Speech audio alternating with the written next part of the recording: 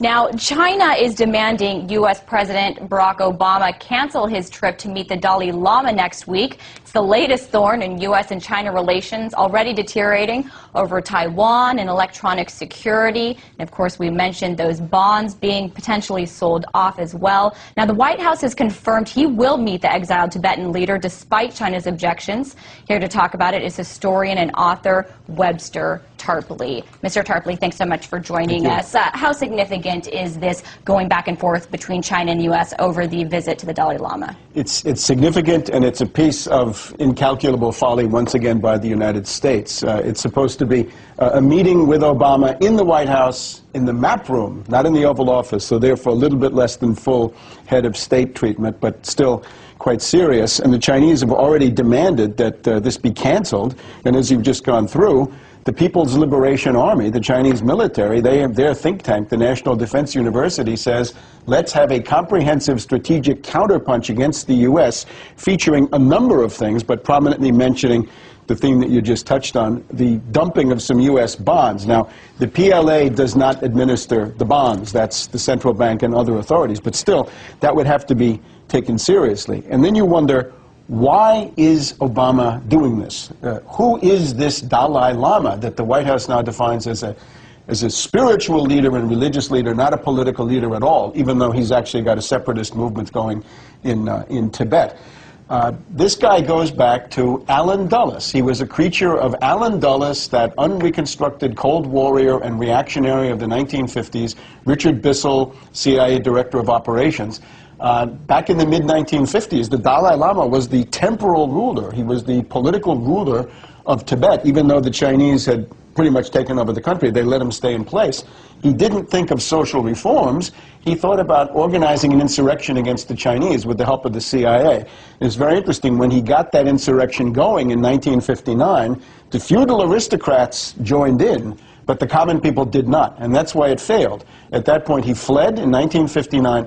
He took with him a gaggle of feudal aristocrats, landowners, and the super rich. It was estimated that 200 families controlled 93% of the wealth in Tibet at the time. And ever since then, he's been on the CIA payroll. If we look at, for example, the 1960s, the Dalai Lama says himself, I have to confess, I took money from the CIA in the 1960s. They were getting millions for the operation, but he was getting approximately $185,000 as his own personal stipend, which at that time was real money. His elder brother is almost universally regarded as a card-carrying CIA agent, and today the U.S. taxpayer is paying $2 million for this clique and gaggle of aristocrats that he's got in northern India, U.S. taxpayer money, plus also money from the Indian intelligence, the RAW, the Research and Analysis Wing. The other thing about this is, what did this stand for? This was feudalism. This was the manorial system. It's what you had in Europe in the Dark Ages. About 3/4 of the population were serfs, bound to the land. 5% were slaves. 15% were monks, many of them very poor. And the only beneficiaries of this was this paper-thin layer of feudal aristocrats, once again, 1 to 2% of the population. And the only middle class there was about 3 to 4% who were the functionaries, the officials running the estates for these people. Mutilation was the order of the day. The eye, the tongue, the hand were targets for this very punitive justice. One monastery had 25,000 serfs. It was a really monstrous system of theocratic despotism and tyranny, not at all spiritual. Now, for some reason, the people in Hollywood, very important part of the Democratic Party base, the Hollywood crowd, they think that the Dalai Lama is this prince of spiritualism. And he says that pre-1959 Tibet was a land of contentment. Well, it was not. It was not Shangri-La, but it was probably the closest thing to hell on earth that you had.